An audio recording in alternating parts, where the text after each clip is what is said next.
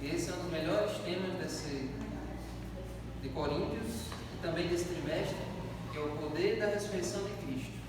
Então vamos relembrar aqui o verso para memorizar da semana passada. Está lá em 1 Coríntios 15, verso 14 e 17. São dois versos.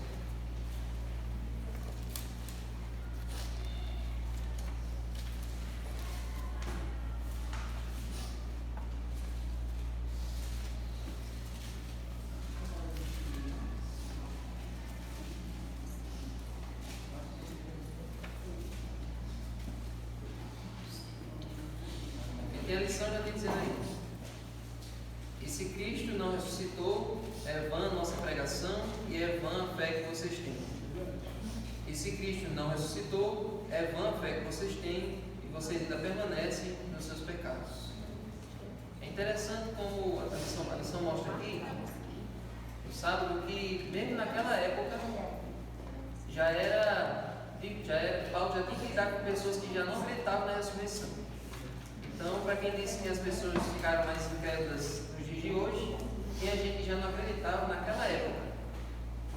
Ou seja, poucas décadas depois que Jesus morreu e ressuscitou. Então já tinha gente que não acreditava. Então essa era uma coisa que Paulo tinha que explicar para os coríntios, que eles tinham essa dúvida. E por que eles tinham essa dúvida? Porque eles vinham de um contexto pagão. E os pagãos, eles não acreditavam na ressurreição. Os pagãos acreditavam em reencarnação. Eles acreditavam que o corpo é separado da alma. Então, quando você morria, o seu corpo se deteriorava e a sua alma ficava vagando por aí. Então, é por isso que Paulo também teve dificuldade em explicar a ressurreição para o pessoal de Atenas. Quem lembra daquele que estudou sobre Atenas? O professor lembra. Então, era esse o desafio de Paulo. E ele explicou bem debulhadozinho para os coríntios e para nós o porquê que a ressurreição é tão importante quanto a morte de Jesus. Porque a gente sempre fala sobre a morte, Jesus morreu para nos salvar, mas por que a ressurreição é tão importante quanto? Por que tem o mesmo nível de importância? Né? Então, aí no domingo pede para a gente ler alguns versos e dizer o que é que esses versos têm em comum. Vamos ler Lucas 24, do 44 ao 47.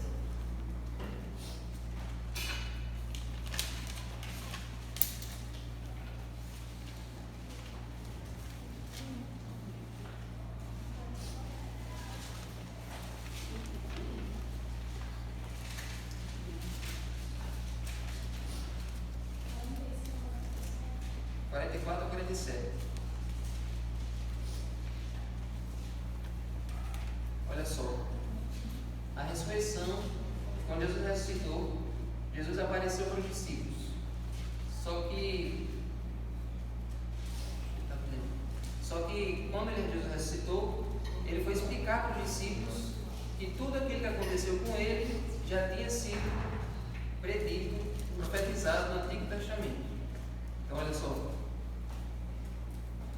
A seguir, Jesus lhes disse: são estas as palavras que eu lhes falei, estando ainda com vocês. Era necessário que se cumprisse tudo que está escrito a respeito de mim, na lei de Moisés, nos profetas e nos salmos. Então lhes abriu o entendimento para compreender as Escrituras.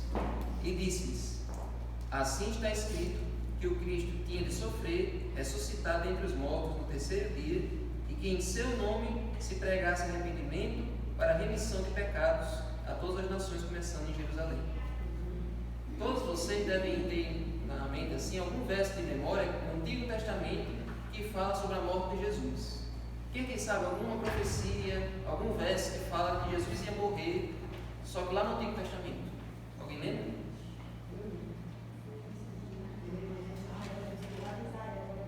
Agora você tem que começar a ter que falar. Isaías 53 fala sobre a morte de Jesus. Qual é o outro verso que você lembra do Antigo Testamento que fala da morte de Jesus?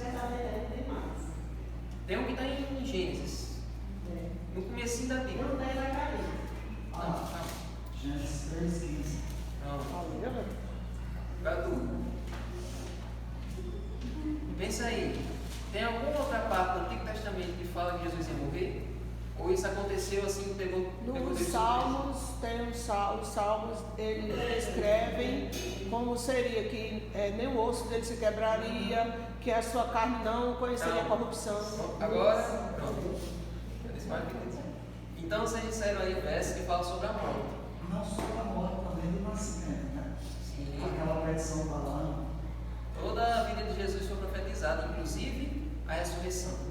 Só que poucas pessoas conhecem os versos que falam da ressurreição. Então nós vamos primeiro ver em Salmo 16:10, um salmo que fala sobre a ressurreição.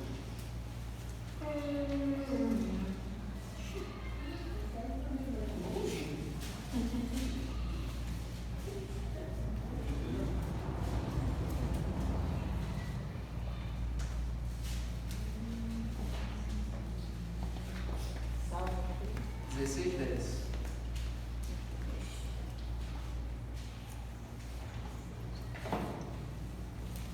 Olha só. Pois não deixarás a minha alma na morte. Ou seja, Davi está acreditando na ressurreição. Só que agora ele fala da ressurreição de Jesus. Nem permitirás que o teu santo, com S maiúsculo, veja corrupção. Olha aí. Então Davi acreditava na ressurreição, principalmente na ressurreição de Cristo. Quando diz assim, não permitirás que o teu santo veja corrupção, essa corrupção é a decomposição do corpo, é a deterioração ali pelos depositores. Então Jesus não chegou a ser decomposto, por quê? Ele ressuscitou. Ele ficou só 3 dias, né, na tumba, não deu tempo nem de decompor, ele 3 dias ressuscitou, certo? Agora, não foram 3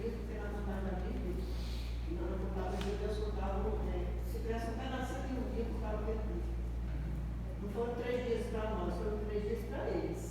Porque pegou o restinho da sexta-feira, sábado inteiro, um pedaço da noite e Na hora relógio, daria não dá 4 3 horas. dias. 3 dias já a pessoa já está. Você 3 dias tem que ser 24 horas. Na nossa contagem. Na nossa contagem. Na contagem do judeu não. Os judeus pegavam um pedacinho do pôr do sol, culpavam Jesus tivesse morrido de 11 horas da noite da sexta-feira, isso aí ficasse morto durante o sábado, ele se dasse 1 hora da manhã do domingo e contava 3 dias. Mesmo que para nós seja só 2 praticamente. Agora vamos lá para Isaías 53.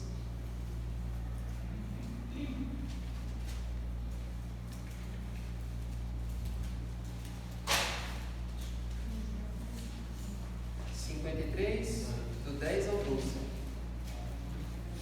Do 1 ao 9 é aquela famosa descrição do sofrimento de Jesus. Ele foi traspassado, ele foi moído, ele foi massacrado, né? Agora o verso 10 ao 12. Todavia ao Senhor agradou esmagá-lo, ou moê-lo, fazendo-o sofrer. Quando ele der a sua alma como oferta pelo pecado, verá a sua posteridade e prolongará os seus dias, e a vontade do Senhor prosperará nas suas mãos. Ele verá o fruto do trabalho de sua alma e ficará satisfeito. O meu servo, o justo, com o seu conhecimento justificará muitos, porque as iniquidades deles levará sobre si. Amém? Está vendo? Então, como é que Jesus ia morrer e continuar morto? E como é que essa profecia ia se cumprir?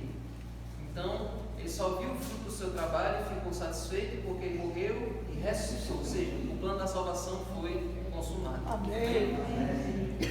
Então, gente, foi isso aí que Jesus disse para os discípulos na manhã que ele ressuscitou. Ele foi lá, se encontrou com eles e explicou para eles: olha, tem várias profecias que diziam que eu tinha que sofrer daquele jeito e que hoje eu está vivo. Então, gente, tudo já tinha sido dito desde o Antigo Testamento, certo? Agora, eu perguntei no final: quais são as razões que nós temos para acreditar na ressurreição de Cristo? Se alguém perguntar, por que você acredita? É um fato histórico, teve testemunhas oculares e as próprias, e estava escrito nas escrituras, diziam em relação. Então, nada. Também ele disse, convém que eu vá, porque se eu não for, o Consolador não virá. Então ele diz: fiquem aqui em Jerusalém, que eu vou para o meu Pai e mandarei o Consolador, que vos mostrará toda a verdade. E o Consolador foi enviado, ou seja, 10 dias depois, Jesus subiu para o céu, os discípulos em oração, o Espírito Santo desceu sobre eles e eles tiveram a capacidade de falar e as pessoas ali entenderem. Ou seja, se Jesus disse que o Espírito Santo só desceria se ele fosse para o céu, e o Espírito Santo desceu, ele foi para o céu, ele está vivo, e eu falei com ele hoje. Agora, fora da Bíblia, vamos pensar fora da Bíblia. Vamos pensar. Só que perguntar para você um argumento fora da Bíblia para Só provar que acredita Jesus na subiu. Bíblia. Não acredita na Bíblia. Digamos que uma pessoa não acredita na Bíblia. E a ordem diz assim: você acredita em Jesus, vocês são cristãos. Agora, sem ser um texto bíblico, como é que você pode me provar que ele está vivo? Então, dentro do contexto do cristianismo ou fora do contexto do cristianismo, a maior prova que Jesus está vivo é a transformação na vida do pecador.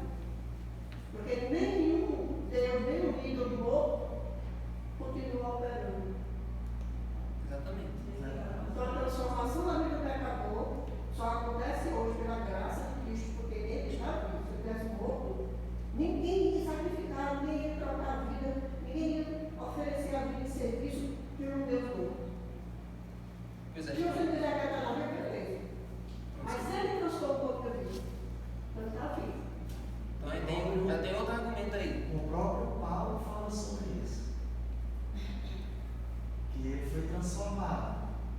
Então, uma vez, não há nada mais poderoso fora da Bíblia do que falar da transformação que ele faz na nossa vida. Porque ele disse assim: eu vim para testemunhar, vocês aprenderam e depois vocês creram. Tem até uma sequência na lição, né? Então, há uma sequência que... Exatamente. Agora, dentro dessas falas de vocês, tem um outro argumento que a gente sempre usa e que é muito importante. O argumento principal que a gente sempre usa na ressurreição de Jesus é: por que tantas pessoas iam dar sua vida ao longo de vários milênios por uma mentira? Por que tantas pessoas aceitariam o Coliseu, serem estraçalhados pelos leões, serem queimados nas fogueiras, serem decapitados? Por que as pessoas iriam até o fim da vida por uma mentira? Os próprios discípulos. Isso aí é história, isso aí não é Bíblia. Os próprios discípulos, se você for olhar, só João morreu de velhice. Todos os outros morreram assassinados. Então, Pedro foi crucificado por para baixo, Paulo foi decapitado, se não me engano, Filipe foi enforcado. Tiago foi coisa numa espada. Foi traspassado por espada. Teve outros que foram esquartejados, dos 12 apóstolos. Agora, se ele não tivesse ressuscitado, ele gostou. Como é que a pessoa diz: ele foi que gostou? Pois é. Até grandes filósofos, né, que inicialmente escreviam que Deus não existia, que Deus estava morto, por exemplo, e que depois tiveram que reescrever, né, ao ler a Bíblia, né, que Deus existia, que Deus se ressuscitou, que Deus está vivo. Então, até grandes filósofos foram transformados, né, pela história da ressurreição, né, e do amor de Cristo. Exatamente. E na Semana Santa, essa Semana Santa desse ano foi muito boa. No dia que a gente falou da ressurreição, o seminário mostrou várias provas que a gente pode entender e ver por que a ressurreição foi real. Uma delas é que uma lenda, para ser construída, demorava mais de 50 anos para uma história virar lenda. Então, se a ressurreição de Jesus fosse uma história inventada, se fosse uma lenda, alguém só ia inventar essa história 50 anos depois que ele existisse. Só que, como a história da ressurreição começou a ser contada logo depois que Jesus ressuscitou, no mesmo dia começou já a ser proclamado, então já não se configurou como uma lenda, como uma história inventada, sim como uma história real. Mas depois eu mostro para vocês. E no livro de Atos, Paulo, em suas cartas, diz que no dia da ascensão de Jesus, mais de 500 pessoas se reuniram naquele monte para se despedir de Jesus. E ele disse: muitas dessas pessoas ainda estão vivas aí, para testemunhar.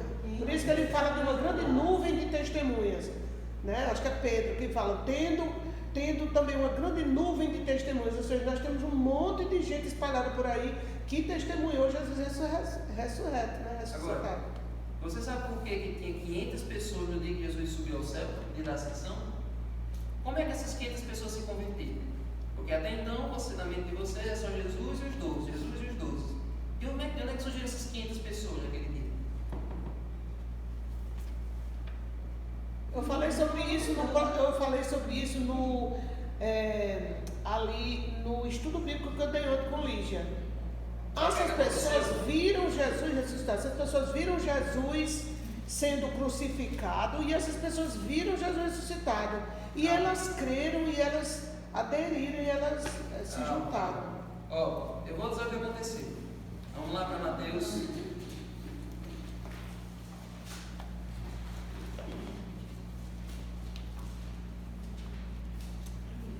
Mateus 27, versos 51 e 53.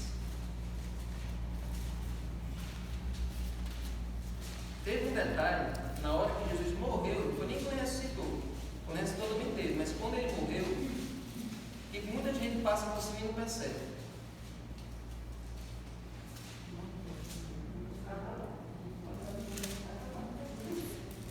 Olha aí. Eis que o véu do santuário se rasgou em duas partes, de alto a baixo, a terra tremeu e as portas se partiram. Isso na hora que Jesus entregou o Espírito, né? Aí, os túmulos se abriram e muitos corpos de santos já falecidos ressuscitaram. Ou seja, na hora da morte de Jesus, muita gente ressuscitou ao mesmo tempo. Jesus morreu e várias pessoas ressuscitaram. E fizeram o quê? E saindo dos túmulos, depois da ressurreição de Jesus, olha aí, tem um detalhe aí. Jesus morreu, os túmulos se abriram, ele ressuscitou, os mortos saíram. Então, olha a cronologia aí. Na hora da morte, os túmulos Quebrados. se quebraram, estouraram. E aí eles permaneceram mortos. Mas na manhã da ressurreição, logo que Jesus ressuscitou, muita gente ressuscitou junto com Jesus. E eram pessoas salvas. Assim, a cidade inteira, encontrando eles ressuscitados. Ele estou aqui, Jesus ressuscitou. Agora não vai não ver ele subir. Vai, Entrando entre os mortos e vivos, esse pessoal já vinha desse grupo, porque Paulo vai dizer que muitos dos que testemunharam a ressurreição já estavam mortos e, como a Angelina disse, alguns estavam vivos. Então é desse grupo. Dos 500. Não, esse grupo, Leodécio, eles andaram por Jerusalém, mas aí eles subiram para o céu com Jesus. Calma, vamos lá, vamos por partes. Não, mas você entendeu a minha pergunta ou não? Eu entendi. Não entendeu, não? Mais ou menos. Os mortos ressuscitados, não. Vamos por partes, vamos devagarzinho. Então, gente, o que é que aconteceu? Jesus morre, ressuscita, e esses ressuscitados, eles vão proclamar na cidade, dizendo o seguinte: olha, eu estou vivo porque Jesus está vivo. Eu ressuscitei porque Ele ressuscitou. Então, por mais que, se você for ler aí no verso... Isso aí conseguiu a informação como se fosse no noticiário. A gente só se acha que não tem lugar. Aos amigos que acompanham Jerusalém Notícias, Sim. né?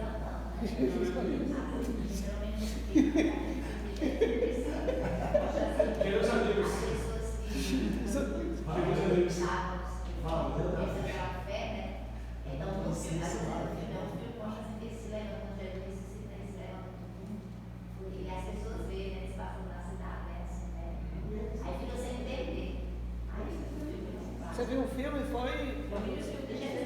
Ai, que bom, eu quero ver isso aí. Então essas 500 pessoas se converteram pela ressurreição de Jesus e pelo testemunho desses ressuscitados. Então por isso que tinha essa galera todinha na hora da ascensão de Jesus. Na vez que contaram bem, a multidão que estava da cruz quando Jesus morreu, isso é uma profecia de Deus. Atrás do profeta diz que muitas pessoas ficaram tão atraídas pela bondade, pela pureza, pela velhice do rosto dele, que muita gente que tinha gritado crucificam, agora acreditavam que ele era filho de Deus. Logo lá na cruz. Olha aí. Olha quantas emoções foi naquela cena. Ora, teve um centurião que se converteu ali. Porque se for para pensar, as mesmas pessoas que receberam Jesus com um ramo de oliveira no domingo de Aleluia, de Páscoa da Aleluia da Ressurreição, no domingo de Páscoa, receberam Jesus na entrada triunfal, foram as mesmas que pediram para Jesus ser crucificado, e quando elas foram lá para a cruz para zombar dele, elas se converteram pelo rosto dele, pelo aquele jeito dele lá na cruz. Então, elas clamaram, vaiaram e depois se converteram. Então, foi um trabalho do Espírito Santo grande ali naquela semana.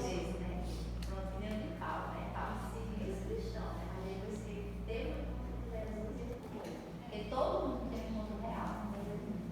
Exatamente. Quem não é transformado é porque não teve um encontro real com Jesus.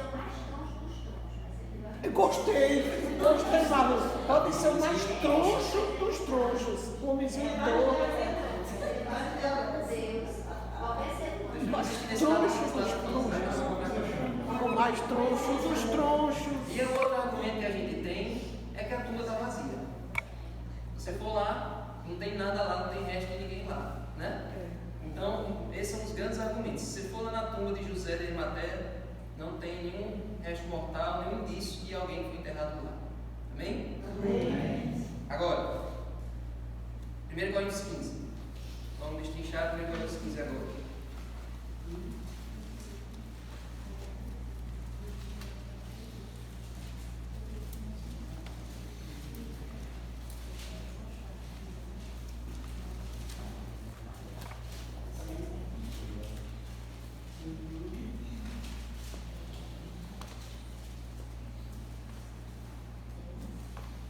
Verso 12.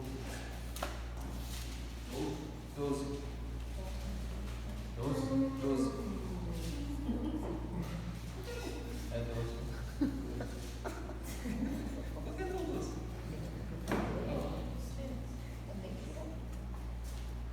Do 1 ao 11, ele fala da ressurreição de Jesus, que muita gente presenciou, né? Aí no 12, ele fala: ora, se o que se prega é que Cristo ressuscitou dentre os mortos, como alguns de vocês afirmam que não há ressurreição de mortos? Interessante, né? Na igreja de Corinto tinha gente que podia até acreditar que Jesus ressuscitou, mas não acreditava que ia ter ressurreição dos salvos no futuro. Olha como eles Bom, ele ressuscitou sozinho, mas nós vamos se lascar tudinho. Como é que pode um pensamento pesado desse? Jesus ressuscitou, mas nós não vamos ressuscitar. Em vez de crer que ali era um exemplo, que mostrando que só ele podia fazer aquilo, ele ou qualquer outra pessoa que ali estivesse, as pessoas não acreditavam, né? Justamente achavam que ia se lascar mesmo, né? Ele ressuscitou, mas eu não tem jeito pra mim não. Não é? Ele foi e vai deixar nós aqui, né? Não é? Aí vamos ler novamente o verso, para memorizar, o verso 14 aí. E se Se Cristo não ressuscitou, é vã a nossa pregação e é vã a fé que vocês têm. Pronto, agora dá para a gente comentar mais um pouquinho aqui. A gente ensina para as pessoas muita coisa boa. A gente ensina sobre saúde, a gente ensina sobre... Diga uma coisa muito boa que a gente ensina aqui que vocês gostam muito. Profecias. O que mais? Uma coisa? Vida eterna. Santuário. Diga aí outra coisa que você gosta muito de aprender na igreja adventista. Sobre amor. Sábado de Jesus. Sábado. A guarda do sábado, que para muitos é escondida, ainda é apagada, prega muito domingo, né? A guarda do sábado. Para mostrar para as pessoas que a gente conhece essa verdade, que essa verdade é tão ativa quanto os outros mandamentos. Exatamente. Então você pega o sábado, pega a saúde, pega o estilo de vida cristão, tudo que a gente ensina para as pessoas quando vêm aqui para casa, se sentem transformados com essas verdades, pegue tudo isso. E por que isso não vale nada sem a ressurreição? Por que não valeria nada guardar o sábado, não valeria nada vir para a igreja, não valeria nada trocar as festas por estar aqui? Por que isso tudo não adiantaria se não tivesse a ressurreição no fim de tudo? Por quê? Como diz o próprio texto, da questão da ressurreição. E uma vez o próprio padre disse isso numa reunião com muita gente, ele disse: comandos e demônios, da manhã não faremos.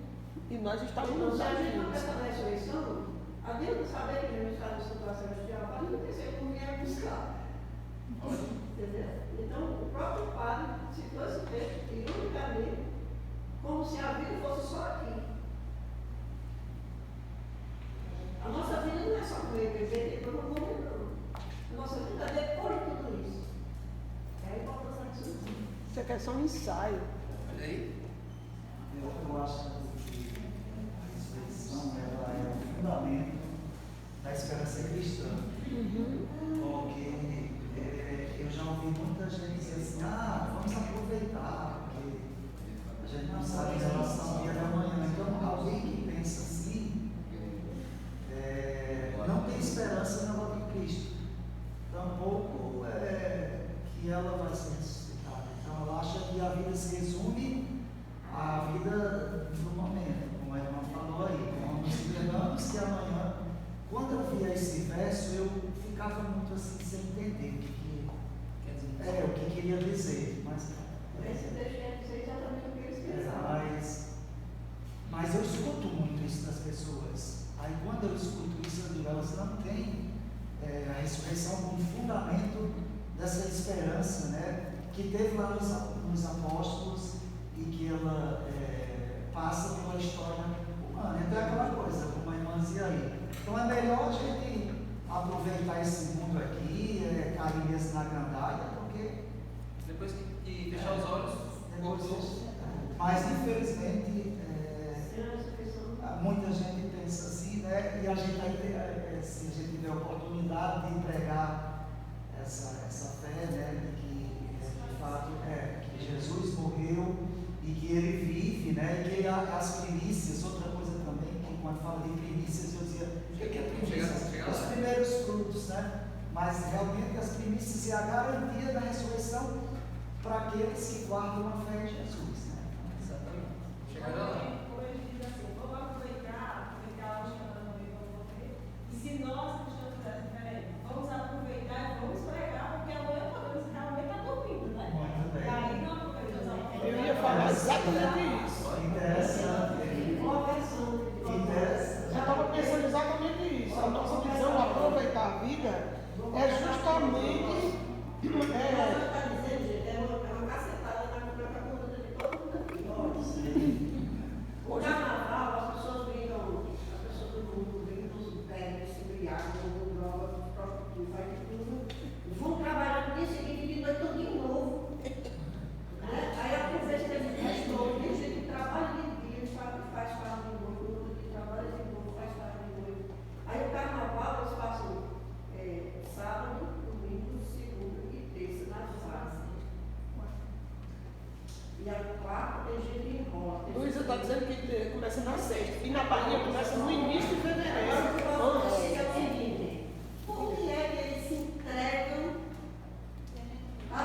ao que deve e a gente fica retido, não quer fazer um sacrifício a mais, não quer. Se for para ficar de manhã, de tarde, de noite, tem gente que não vê a hora de manhã porque quer vir de casa. Eu não quero ninguém que não vê de manhã, não quero de casa. Porque a hora de adorar é agora. Tem gente que Tem gente que acha que fez 20 anos separado. Acha que fez 20 anos vai ser. vamos negociar. Já fui na PG, não vou de manhã. Tem gente Já que fui de manhã, não vou de tarde. vem no PG para não vir.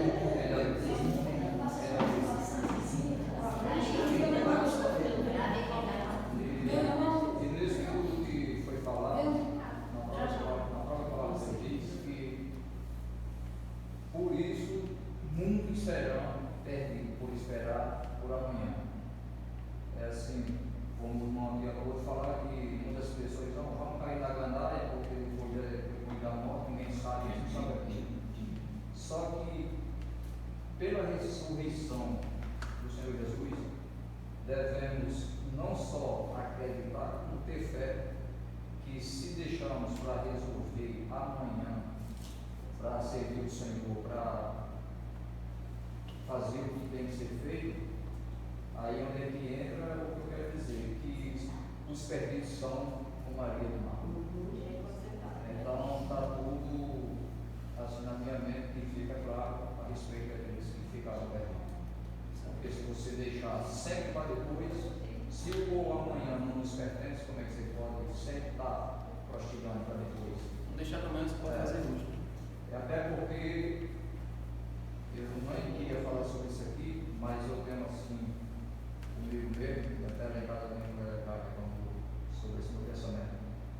Porque quando se fala que quando você morre sem acreditar, sem crer, sem estar com Jesus, a promessa é que será perdido. Por isso, às vezes, eu tenho pelo meu filho falecido. A irmã dela já falou para você. Não, eu sei que ela falou e eu entendi. Já era Porque ninguém estava lá com ele, ninguém sabe o que ele falou, ninguém sabe o que ele sentiu, ninguém sabe o que ele. Mas, pelo que a palavra diz, se você morre perdido no sentido de estar no mundo, por isso fala que os perdidos são esses que não morrem em Cristo. E na verdade, o meu filho, eu entendo que ele não era uma pessoa, não era um mau caráter, mas ele não morreu em Cristo. Ele morreu como qualquer um que não teve na igreja, morre. Então, o que a irmã falou, eu entendi sim. Na hora da morte, só ele sabe o que ele fez, o que ele sentiu, se ele se rendeu, se ele compreendeu. Dentro do Espírito Santo, Isso eu entendi. Eu entendi. A minha esperança é que ele tenha. E assim você disse que na hora da morte. Irmãos, você tem vontade de encontrar uma ressurreição dos salvos? Pois Jesus tem muito mais vontade que nós temos. Então a gente não fica Eu não vi. E nós temos muitas surpresas no céu. E um detalhe, quando a pessoa morre, que a Secretaria falou isso, vocês lembram daquelas lâmpadas? Vocês todos têm alguma lâmpada em casa antiga, e quando você apaga a luz, ela passa um tempo assim, até se apagar de vez, né? É quase quando você morre. Por mais fatal que seja o acidente, até você perder a consciência, tem tempo suficiente. Aí a gente da saúde. Nesse É tempo suficiente, aleluia. É tempo suficiente. Precisa por vencer. Eu tenho fé em Deus. Eu tenho fé em Deus. Eu creio que o Deus meu filho na glória. Eu tenho certeza, naquela últimas horas dele que passou dentro daquele furacão, ele não morreu afogado, ele não morreu afogado, ele passou mal nas águas, ele morreu porque estava nas águas, né? Mas eu tenho certeza, como ele clamou ali. Eu tenho certeza, não mudou, mas não é São Paulo. Eu sou mãe dele. A gente não pode pensar negativo desse ponto. O ladrão que estava crucificado ao lado de Jesus, ele não foi para a igreja. Ele devolveu o dízimo, ele não pagou o salário, ele era bandido. E Jesus garantiu que ele estava salvo. Então, a gente não é salvo porque a gente é bonzinho para a igreja, todo domingo de igreja, não. A gente não é salvo para Se esconda atrás da Bíblia. a salvação é muito mais, a salvação é muito mais preciosa do que nós consideramos. Qual é a passagem que diz que em relação à coisa de Cristo foi para cumprir a sua justiça? É no comentário que fica no Levítico. Não está É no comentário. Gente, agora nós vamos para aquele verso que Leonés tinha falado. para se cumprir a justiça de Deus. Eu vou fazer até a primeira comunhão em tudo, que acho que era católico, né? Então tem que fazer a primeira comunhão em tudo, DVD. Olha só, aí o verso 17. Nós já vimos que a ressurreição, sem a ressurreição, nossa pregação seria inútil, seria vã. E o verso 17 fala que se Cristo não ressuscitou, é vã a fé que vocês têm, e vocês ainda permanecem nos seus pecados. E os que dormem estariam perdidos ainda completamente. Pois é. Vocês sabem. Pois é. Vocês sabem melhor do que eu o que é o cheque predatado, né? A gente sempre fala que a ressurreição de Jesus. Eu já não sei muito direito, mas você sabe. Eu dei muito cheque predatado. Meu filho, eu nunca peguei cheque, mas não tem que falar, né? Então, todas as pessoas que se salvaram, todas as pessoas desde Abel até Jesus, como é que elas foram salvas? Como é que elas morreram salvas? Jesus ainda não tinha morrido. Morreram pela fé no poder de Deus que ia vir no futuro. E se Jesus tivesse apenas morrido e não tivesse ressuscitado, o que aconteceria com todas as pessoas que iam morrer? Todos os heróis da fé dessa dessa parte aqui, desse trecho aqui? Todo mundo que está nessa parte aqui. Se Jesus não tivesse ressuscitado, todo mundo aqui estaria perdido. Então a morte de Jesus nos livrou dos nossos pecados. E a ressurreição é que nos dá a certeza completa que nós não somos mais escravos do pecado. É a garantia de que aqueles que morreram estão salvos. E bragada foi a morte. Amém. Eu também falo disso de um outro pensamento. Eu acredito que se Jesus não tivesse ressuscitado, acho que esse mundo nem existia mais. Não tinha mais irmãos, porque assim, nem hoje por causa da São Jesus, a adoção de Mas isso aí é um negócio, a gente Então, mesmo que acontece hoje no céu por nós, é que ainda existe. Mas se não tivesse, aquele servidor dos anos atrás da semana, esse mundo não ia ser acabado. E mais, isso aí que você falou é interessante. Se Jesus tivesse ressuscitado, vale a pena a gente acreditar em Deus, que Ele é Deus? Para que eu vou acreditar num Deus que não vai me tirar daqui? A gente estava vivendo justamente isso aí. Como eles dizem, vivendo hoje. E amanhã porque se vivia muito tempo aqui. Então tudo ia acabar já, porque todo mundo ia fazer o que queria e imagina aí. E se Jesus tivesse ressuscitado, Deus seria pior que Satanás.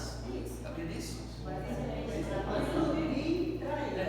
Ilude a gente aqui na esperança, ilude a gente aqui na fé, na certeza de que vamos ver nossos entes queridos e não vai acontecer nada no futuro. Esse é muito mais cruel, muito mais tirante, sabe? Porque assim, a gente vê que hoje as comunidades evangélicas passam do Espírito Santo. Imagina se o Espírito Santo não estivesse aqui. Então já tinha matado os outros. Já não existia, não foi, não virava. Aí isso vai ter. Aí eu faço uma situação esse dia, né? Eu me arrumei para a igreja e meu irmão veio de Deus, eu acho que não acredito. Aí ele veio me arrumar aquela igreja que você foi naquele dia. Aí ele disse, meu irmão falava bem, ele disse, assim, não disse exatamente essas palavras, porque ele tem juízo, daqui para pular a terra. Ele quis dizer isso. Não sabe o que está correndo. Tá aqui. Fazer o quê? Pronto, vai para ligar de novo. Às vezes eu fico imaginando aqui quando eles falam isso. Veja, o resumo da ressurreição agora é a volta de Cristo. Então, se eu não creio na ressurreição, se eu não creio em Cristo, por que eu mudaria meu estilo de vida? Por que eu não continuaria sendo a mesma pessoa? Então, é essa mensagem que causa transformação em cada um de nós. Porque eu agora decido abandonar o que eu vivia antes para viver o que Cristo pregava e o que eu agora acredito na ressurreição dele. Então, é isso que faz a mudança no ser humano. Exatamente. Ou seja, a ressurreição de Cristo é nossa única esperança. Vamos se agarrar a isso. E nossa esperança não está construída sobre uma filosofia humana. Se a pessoa não me dá você pergunta, você joga uma pergunta, outra pergunta, e diz assim, você acredita que já veio a primeira vez? Se a pessoa disser, não, eu acredito também que ele é a primeira vez. Então, tchau, foi bom viver. Não tem como conversar com a pessoa que não acredita nisso. Não, porque Porque ou ele é bom, ou eu quero me provocar. Aí eu saio disso aí. é porque assim, a minha mãe mesmo, né, comigo todo mundo, eu tenho meus alunos, mas a minha mãe ela não acreditava que Jesus voltar aqui. Esse que Jesus ia voltar. Minha mãe morreu assim, eu tô falando assim, só que eu não sei, é verdade, que quando ela falou assim, né? A senhora Porque eu sempre teve que acreditar na primeira vez. Eu sempre teve. mas ela não acreditava. A exemplo disso que você falou agora, eu posso criar como exemplo alguns familiares. Alguns familiares meus, eles falam de Jesus, eles falam de Deus. Mas quando você fala da morte, ali acabou-se. Então, como eu vou crer em Deus que eu não tenho esperança na ressurreição? Então, significa, para mim, eu ouvindo, para mim, isso é significante falar de Deus. Então, para eles, Jesus é só uma pessoa muito boa, que fez muita coisa boa e infelizmente está morta. Ou que age só quando a pessoa precisa. aí que se contradiz. Como é que eles acham que Jesus vai responder a oração se ele nem acredita que ressuscitou? Outra coisa com relação ao muitos ateus só se converteram a Jesus depois que eles buscaram a ciência, para ver se realmente Jesus tinha morrido, qual foi a forma como ele morreu, e poder ter tanto testemunho a ressurreição dele. Então, esse é um dos pontos muito fortes também, que a ciência também, ela é uma coisa requisita da ressurreição. Exatamente.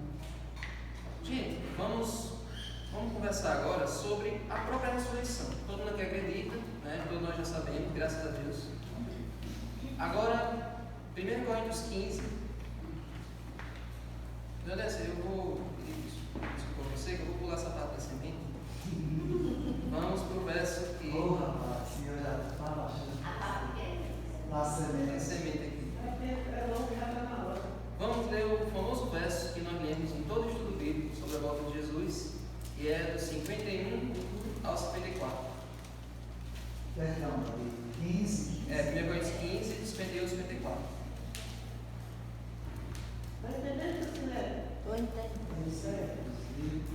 É bom.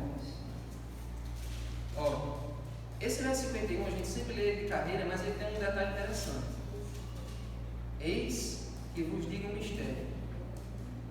Nem todos dormiremos, mas todos seremos transformados. Sabe por que é interessante esse verso? Que é o mistério. Não, é isso. Tem um detalhe interessante que faltou, fala aí. Não, também não é isso não. Paulo tinha esperança de que Jesus ia voltar no tempo dele. No ano 50 depois de Cristo. Nós estamos em 2026, Paulo já acreditava que Jesus ia voltar naquela época. Olha como estava o coração dele. Achando, com certeza. Amém. Ó, verso 52. Oi?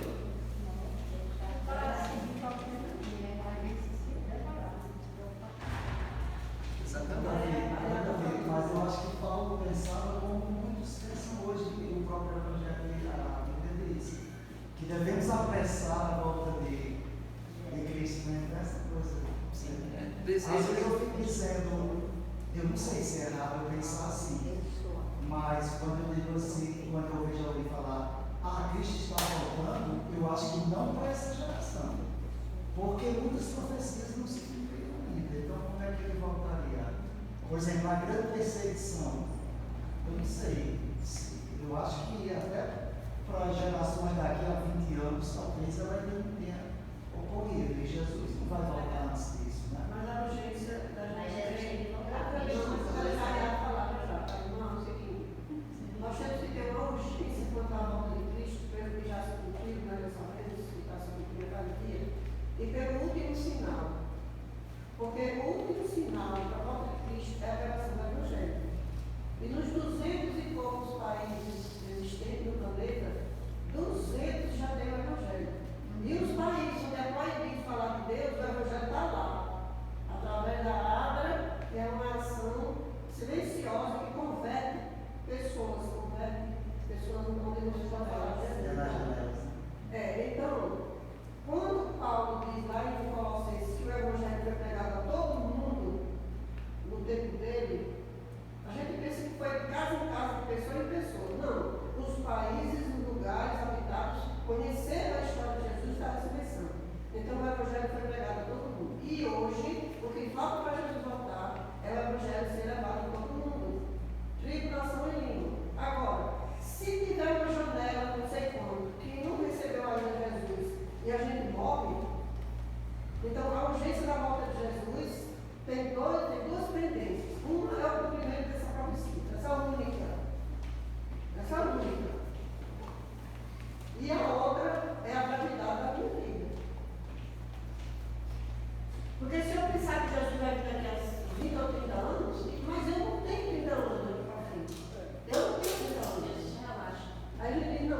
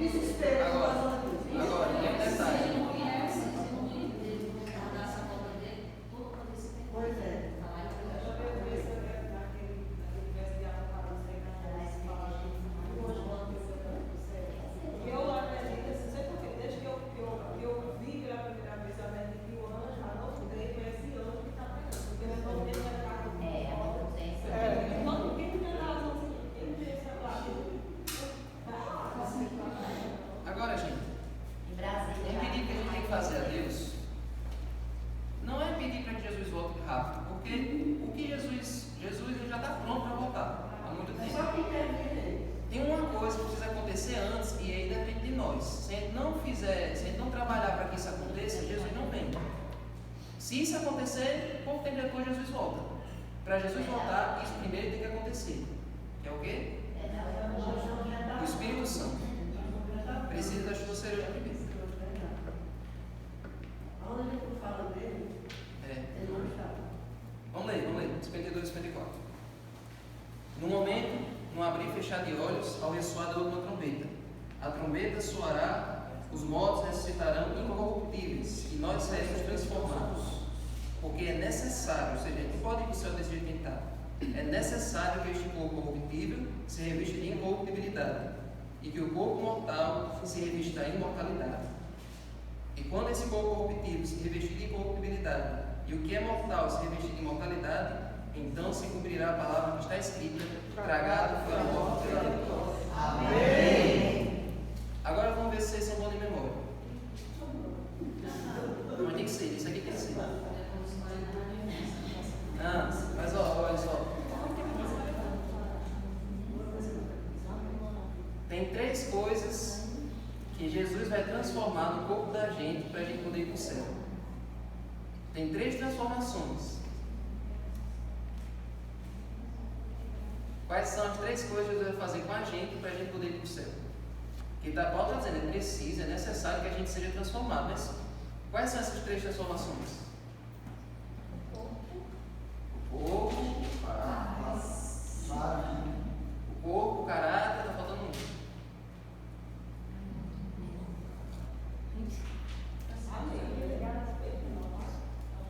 Já está no que Maria já disse. Você lembra de Rolando Lero, pai?